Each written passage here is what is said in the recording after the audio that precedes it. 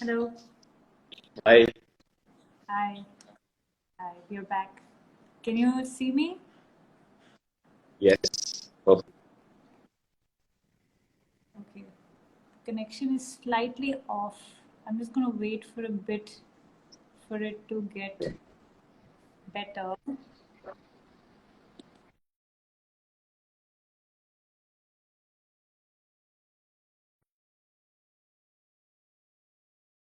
And this should be better. Is this better? We can't see Yeah, you I very I well believe that for some reason. You can you see? can't see me in terms of. No, it's a bit patchy. It's just a bit patchy. So I'm not too sure why that is. Well, my. Are you on Wi-Fi or? Yeah, it seems to be fine. Let me just try changing my Yes, Wi-Fi and see if it works. it's better actually now. Now that you're closer, it's we can see you.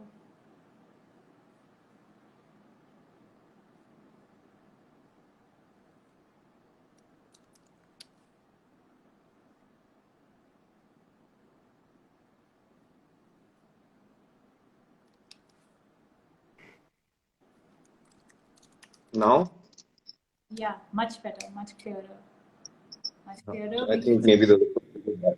yeah, we can at least see your face. So I think we already have people who are here waiting for us to talk about leveraging stone for sustainable architecture. We are here with the very famous Madhav Raman of Anagram Architects. I'll quickly introduce you. Nobody needs a formal introduction, but still do the honors. Led by Madhav Raman and Vaibhav Dimri, Anagram Architects is a growing studio that works in architecture, installation, urban design, and material innovation. The firm is often experimental in nature, and each project is developed with a distinct, independent framework. Beyond architecture, Anagram Architects has also designed objects and installations with a strong, cohesive sense of materiality, detail, and execution. The practice is based on a philosophy of holistic sustainability that responds to the economic, and he's left, that responds to the economic, socio-cultural, and environmental contours of a project. I'm going to wait for Madhav to come back. I'll continue to introduce him because he's probably just got disconnected. Madhav's interest in cultural histories and urban economics adds depth to the practice. He brings insight and experience in transit, urban ecologies, multidisciplinary strategies, and new technologies to his projects. I introduced you while you were gone. Yeah, I thankfully. No, That's sorry. There was I think I got an incoming call and then suddenly I lost your audio. So I got myself off and That's rejoined. fine. It will keep happening. I think most people are prepared that the session breaks at least once in between, so it's all right. So I will, So anyway, I'm pretty sure you didn't say anything very awful about me, so no, I'm okay.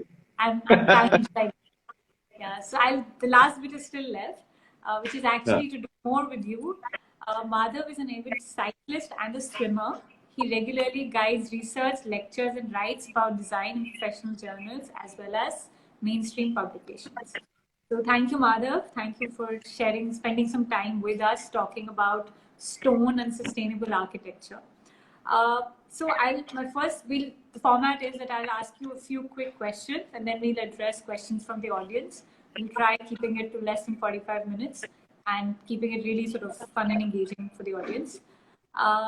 So Madhav, what are the properties that you look for when you pick up stones, especially when it comes to sustainability, for a project? So every project is sustainable for you. We understand that.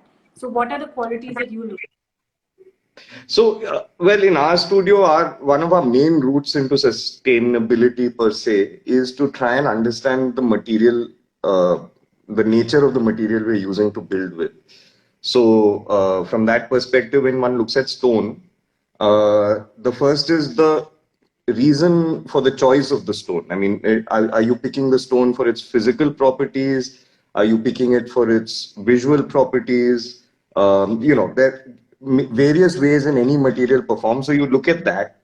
The biggest additional layer of thinking that needs to go into sustainable practice in architecture is to consider embodied energy. So once you've kind of arrived at the nature of stone you want, then one has to take a kind of a sort of a kind of a methodical approach to trying to select where that stone comes from, because you have to consider how much energy goes into because a getting to stone, I mean, just mining stone itself is a very energy intensive process, and then the additional kind of transportation to the site and installation adds to that. So one has to be kind of very wary of that when one makes these decisions.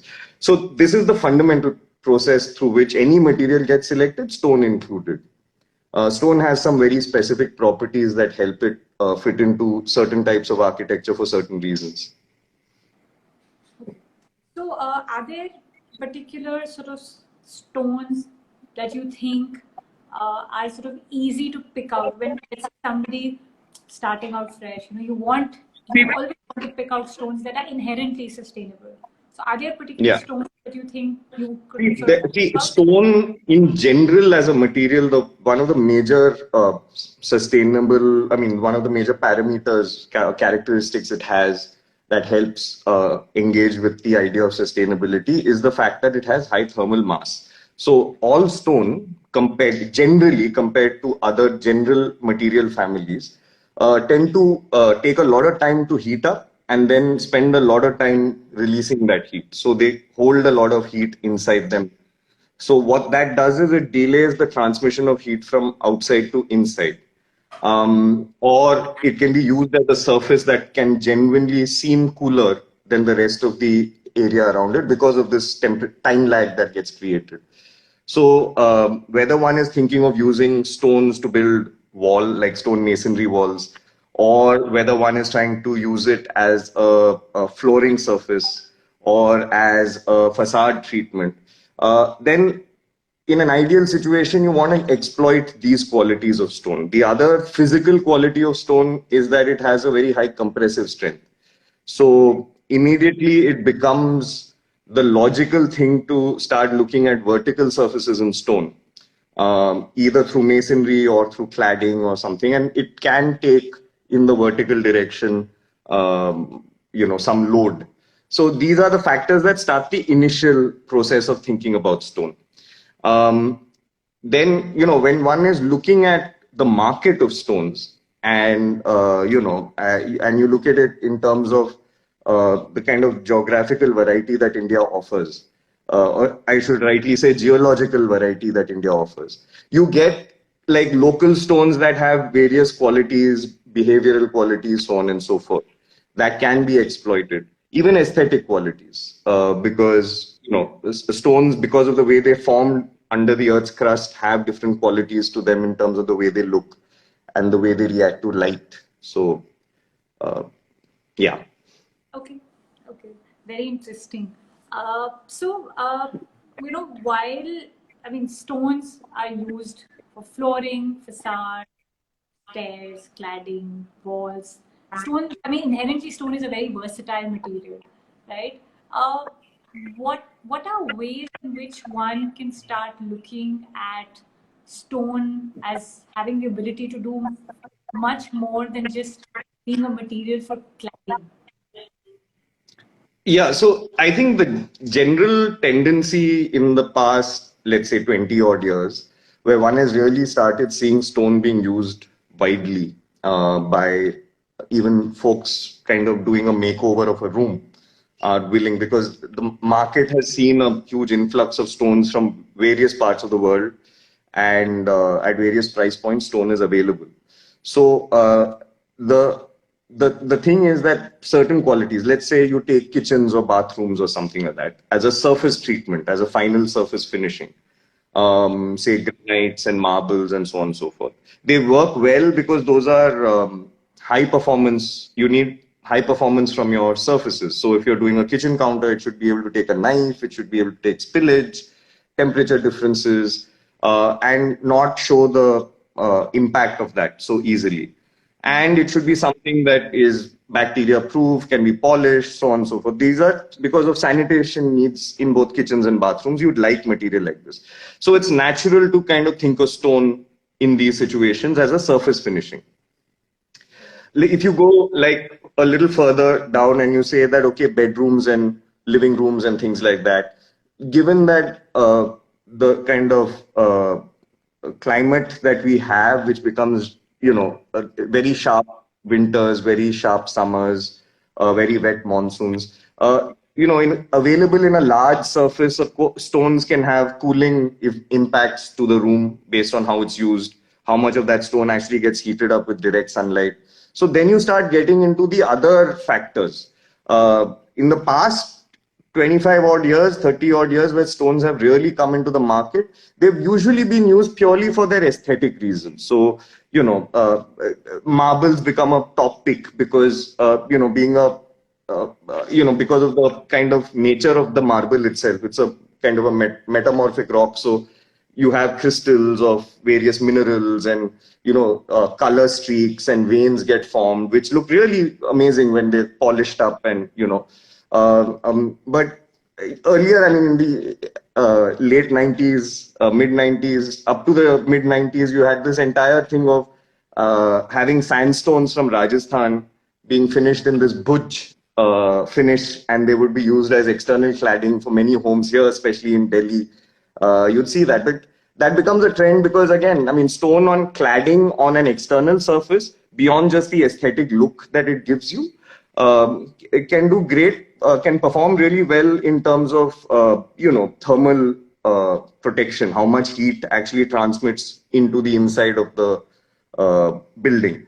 But, it really speaking depends on how you end up saying that, okay, I want to think stone and in what context. But, so you can always kind of right up to the structural quality. You can say that, granite in southern India is something that is quite easily available. Or in, say, Odisha, the stone is laterite, which is not a hard stone, but it's a very easily available, easily extractable stone. And it makes for great structural masonry. So you can do walls in that. So it can, your thinking about stone as a choice of material can go through various layers and lenses of thinking before you arrive at your choice of stone and what you want to use it for. So there's a very famous project, I think, that you just very recently finished. It's called the Cleft House. Yeah. And how did you think stone when it came to Cleft House? Okay, Cleft actually, it was more Vaibhav, my partner. But since this interview is with me, I'll pretend it was me. Yes, you could pretend it was. Look, it was actually a very straightforward route into thinking about stone to begin with as a very important part of the facade of that home, that building. And that started with this idea that it's a row house, so it has two adjacent houses next to it, but it faces a very busy, almost, I mean, it's a feeder road to a highway, and it's across that feeder road to the highway is a big industrial estate. It's on the outside of the city. And these guys wanted to build a family home, and they are a reasonably traditional multi-generational family who have their, needs for privacy and introversion and so on and so forth. So when initial stages of the design, when they were discussing how would you have balconies and terraces, and, because in a standard row house, all these are towards the front of the house. And basically, if you looked at all their neighbors, no one really stepped out into their balconies. I mean, those things were just more facade treatment than actually utilized. Even the windows never opened up, because of the noise and the pollution and dust and so on and so forth. So from there came this idea that what if you try and, and many traditional ways of living homes in South Asia have this kind of response to the external, where you say that the front has very little interface with the outside and everything is very busily wrapped around the central courtyard. So that's where and because they're a multi-generational family, it kind of fit into the area, I mean, the programmatic requirements of, how different people would interact with each other within the home. It fit quite nicely. And for them also, it wasn't a very a weird or outlandish way of living their lives. In fact, for them, living on separate apartment floors would have been more problematic in those terms. So that's how we ended up over here. Now, then when we said if it has to be a blank facade, to create the courtyard, we were removing a lot of floor plate in the middle of the house. And then if you look at it mathematically, if we were to use marble flooring on the floors of the house, which is a very typical requirement from most Delhi clients, is that they would like marble on their on the floor of their house.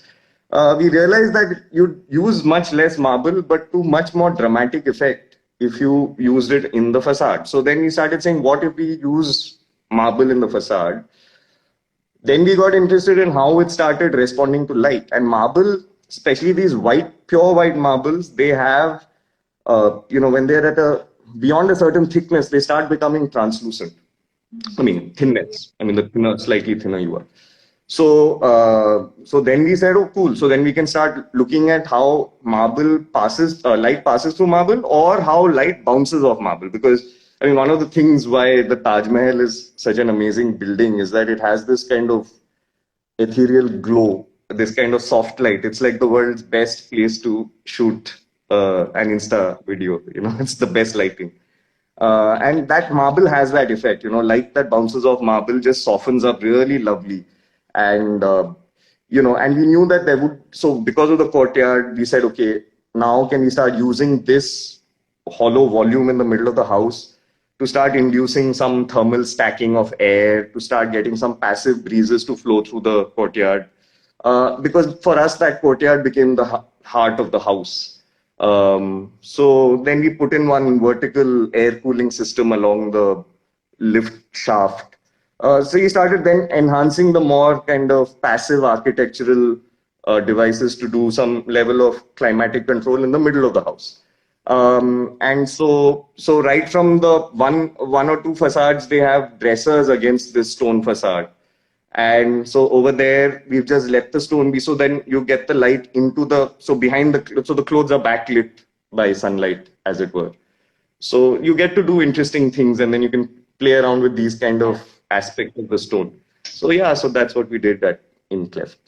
Very I interesting. And did. also, I think what is interesting is how it informed the selection of the material informed the design process.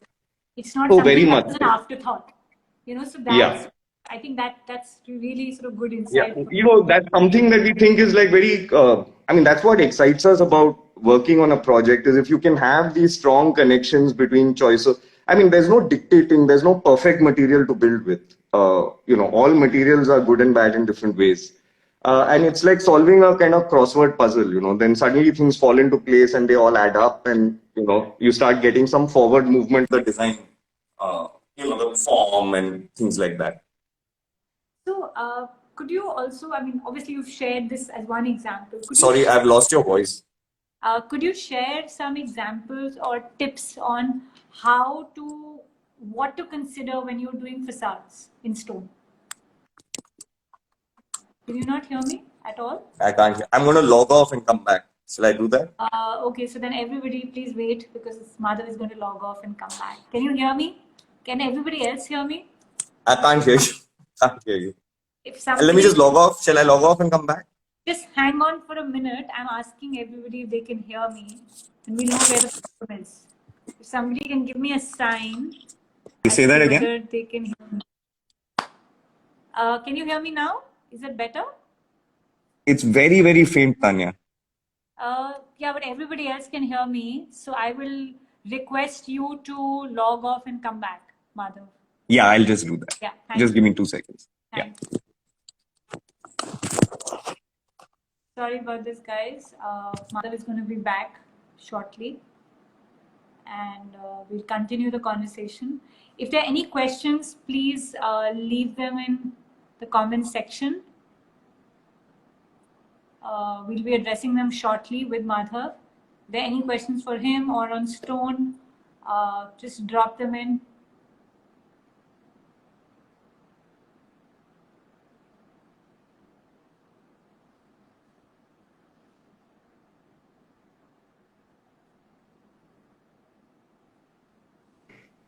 Hi, can you hear me?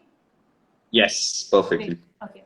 So, what I was asking you earlier was that could you share a few tips on how or what factors to keep in mind when you're using stone for facades?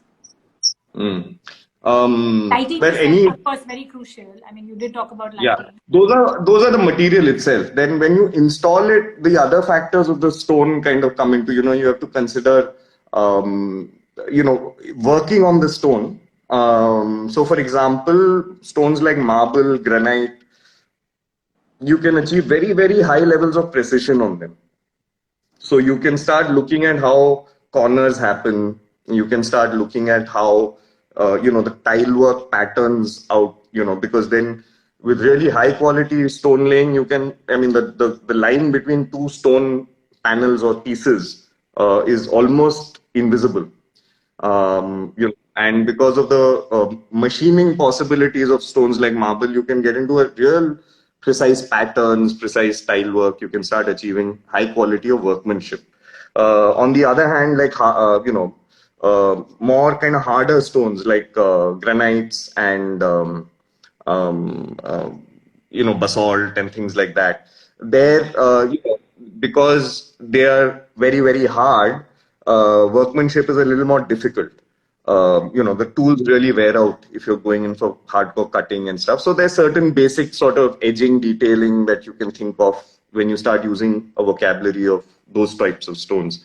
So first is to kind of understand in terms of these sorts of things, that how are you going to lay the stone, the workmanship involved, to choose a stone that's suited to the kind of workmanship available to you.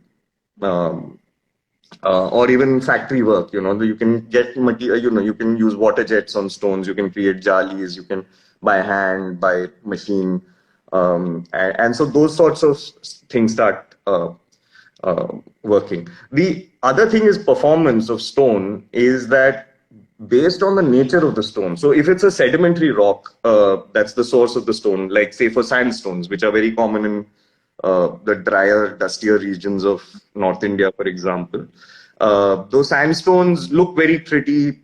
They're great for vertical surfaces, facades. They're very soft, so they can be cut very, very precisely. They can be great for workmanship by hand.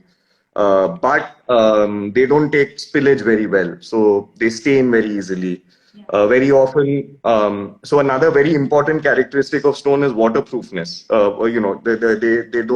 act as a water barrier. So very often, when earlier forms of basement designs, they used to line the edge of the basement with kota stone in layers so that water didn't manage to pass through. But say in the sandstone, they can start showing water patches as stains also. So, there could be a water seepage issue behind it, and it'll emerge from the stone as a stain of some kind. So these sorts of things then start, influencing where you use what kind of stone within the project. Very interesting. So, I mean, of course, we all, I mean, like you said, okay, this is what you consider when you sort of use stone. There are factors to keep in mind. Once you are in the actual process of laying the stone, actual Hmm. construction, uh, are there ways to make that process sort of inherently sustainable? Of course, optimizing wastage, or I mean, Yeah, or cutting in a certain absolutely. way. What all can one do? This is actually why there is that need to kind of connect those dots earlier in the project rather than later. Because how you build, the shape and size of spaces you create starts defining the geometry of how the tile work, whether on a vertical or a horizontal surface, will occur. The second is that stone the primary surface, the primary material of that surface, whether it's a floor or a wall, or is it a cladding? So then are you using it for its insulation properties? So because then that will start defining the thickness of it, the load of it. Stone is heavy. I mean, so at the end of it, as much stone that you load onto a surface as a cladding or a surface finishing, even as a floor finishing, starts making the requirement for the concrete or the brickwork or whatever that is actually taking the load, the primary load, it starts expanding in its volume. So then the structure starts becoming heavier. In general, I mean, given this question of embodied energy and things like that, it's generally more sustainable building lighter, especially if you know the building's not really going to last more than 20 or 30 years, in the sense that if it's like a home, then it's reasonable to say that every 30 years it'll get broken down and built again. So you try and be lighter. Foundations become shallower. Things start becoming less impactful if you think lighter. However, if you're building institutions, for example, where you know the things got to stay up like for 100 years or well, whatever, a substantial amount of time, and it has to take earthquake load, and because it's a public space, there's a lot of wear and tear on the surfaces and stuff. So there you may say, okay, it's just worthwhile from a maintenance point of view, from an aesthetic point of view, to just build in stone, because stone has a lot of subjective connections that people make because we're so used to seeing older buildings in stone.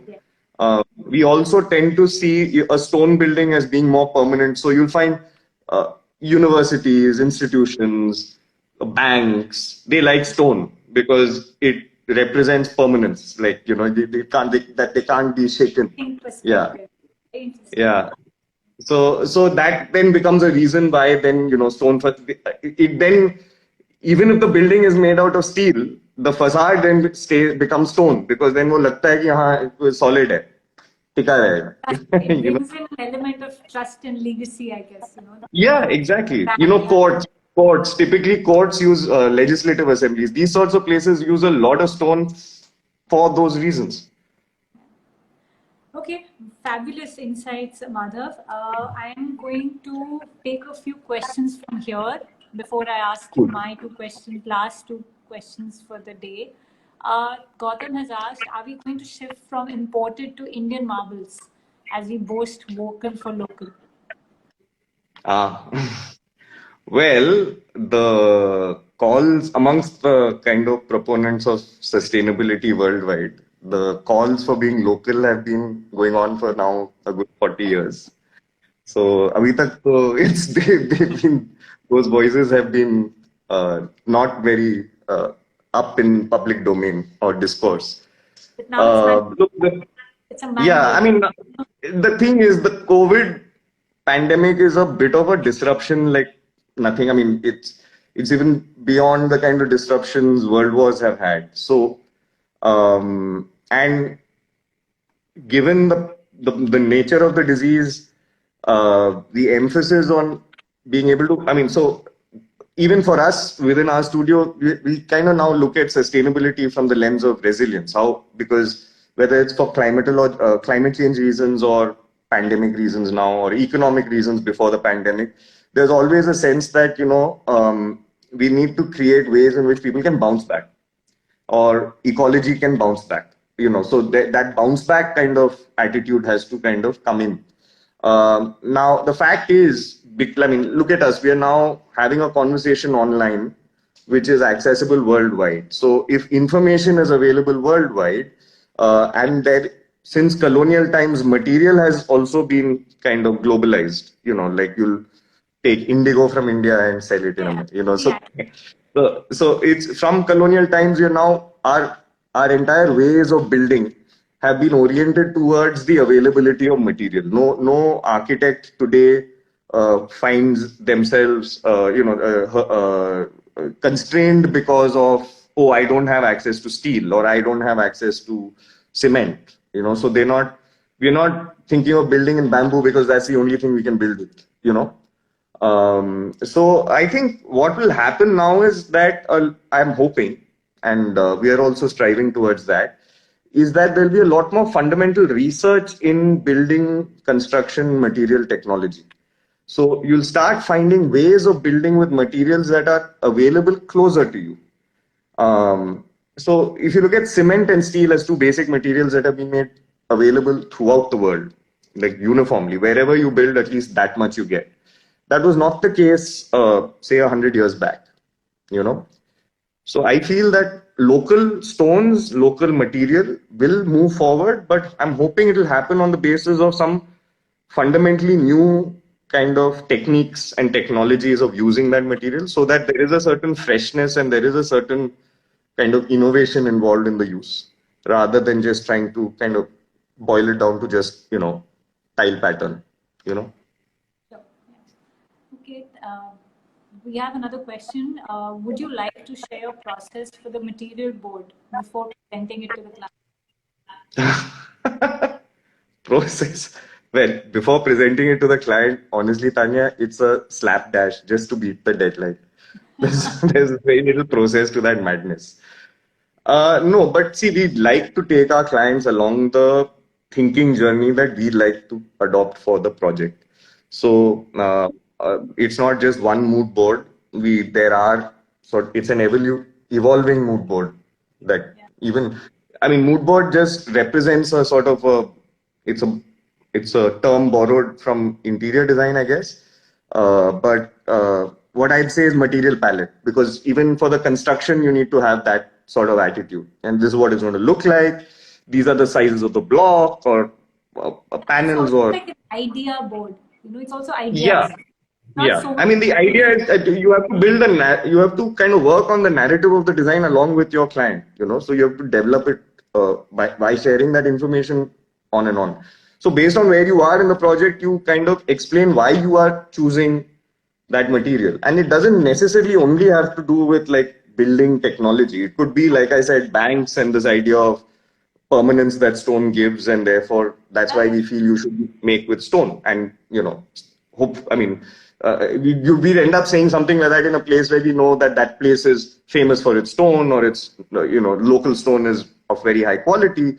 Then for those institutions also, it becomes a sort of a geographical linkage with their context to say, oh, this is where we are from, that's why our building looks like this. uh, so that's how one would go about it I in terms of think process.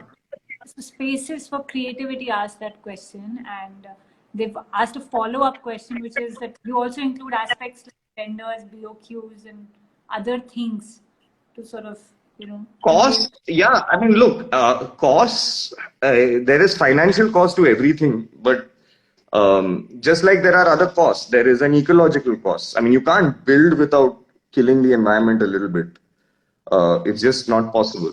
Um, so Absolutely you reduce have the to impact. have No, you have to have a kind of a chartered accountant's attitude to the mathematics of the costs. So whether it's finance, equally now, pre-COVID, there was a different type of time cost. Now, post-COVID, there's a different type of time cost. So you need to kind of look at your project from those aspects also.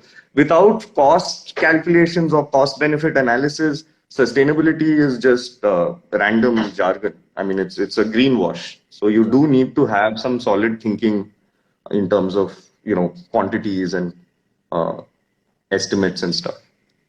Okay, somebody has asked, is stone better than concrete? Is strawberry better than vanilla? Yeah. They're both Good. equally good. Yeah, I don't think you need to explain any further. Okay, there's one more last question.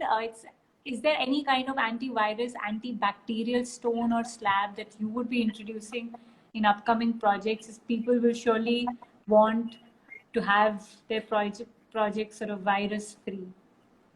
Yeah, I mean, see, viruses as a group of microbes are very difficult to have a purely material based sanitary kind of approach to, because in effect, viruses are dead outside their host body. They only come alive, they're kind of in deep sleep. So if something is already inert, you can't really kill it, you know. So there is no, like you have antibacterial surfaces, you don't have an antiviral surface. The idea is it possible for you to do this wipe down, because it's the soap that kills the virus, this current virus, because of its fat layer. So now, if you consider the use of marble, um, even from history, what are the characteristics? High gloss, a surface that can be, I mean, even we in our country prefer marble flooring. One of the main reasons is that poncha bahut sahi lag jata hai uspe. It's not a porous material. It doesn't have grooves. It's dirt doesn't get stuck in, I mean, you can do Doesn't absorb. absolute, yeah. And you can do hairline joints, so it doesn't kind of stain. You can polish it up in one go and you get a brand new surface. So my point is that if you're looking at a post-virus thing, I think the idea here is that stones are good, certain stones, non-porous stones, non-soft stones, harder stones, because they allow you to get that polished finish or that smooth finish, maybe matte also, but it can be smoothened to the extent that it can aid wiping down. So, maybe it starts appearing more in terms of, as dado. It may show up as a dado form somewhere. So, I mean, for example, but, the white marble is expensive. So you have to think about that also. So you may start looking at, say, something that is a cheaper marble like Kota stone, which then starts appearing in your interiors as a sort of a detail that कि यहाँ पे, in this surface will have a lot of hand contact. And you do that with behavior, like, the corners of walls, they tend to become places where people constantly put their hands. So public buildings, so these sorts of things you'll start seeing. But beyond that, it's not really, material itself is not antiviral. Um, you know, um, it's how easy it is to clean it. That's the key. Okay. I think somebody has sent you a recruitment request as well. They want to recruit me?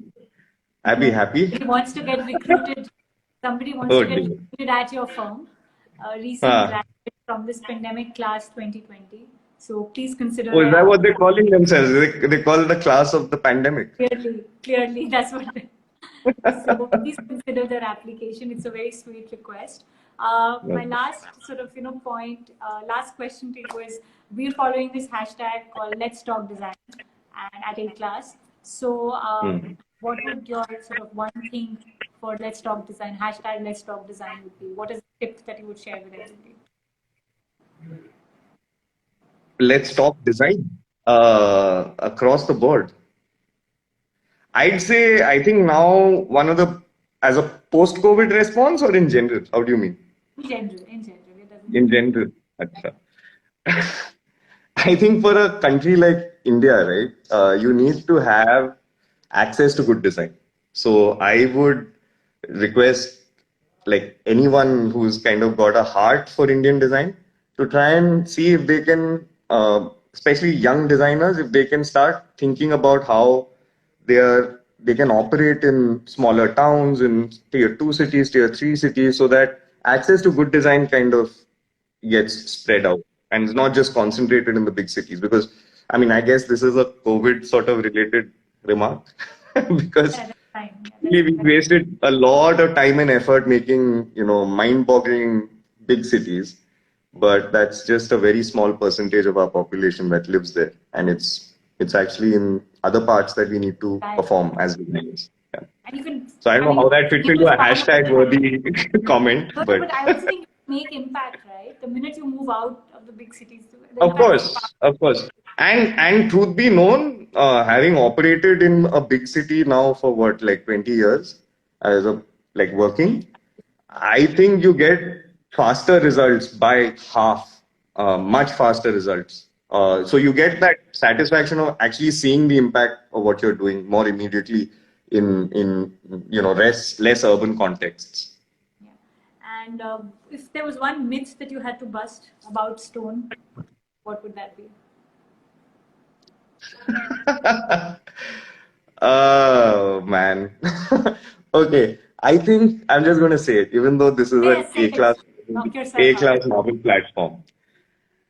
I think that, folks who are selling stone in the market need to also ensure that the clients are informed about the stone and its Educated. behavior, and not just restrict their marketing pitch to the exotic location from where the stone comes from.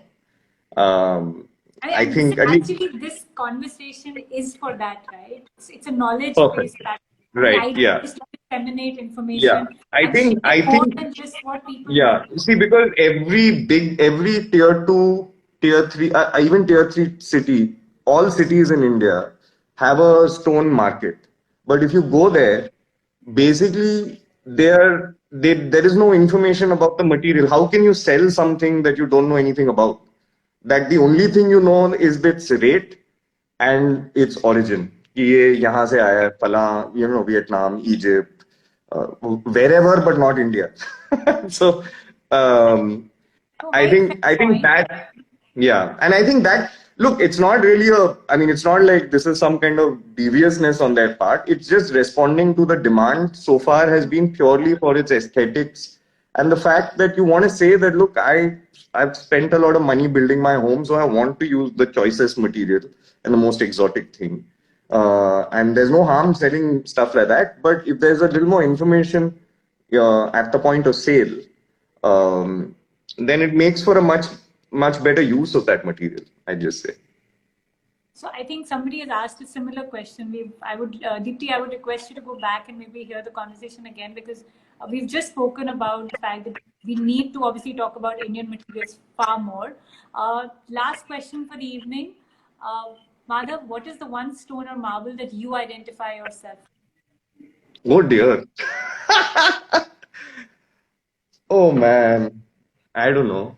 I've never actually identified myself with a stone You know, before. just last week when Rahul was here, and he actually Huh. said he said every stone has a personality.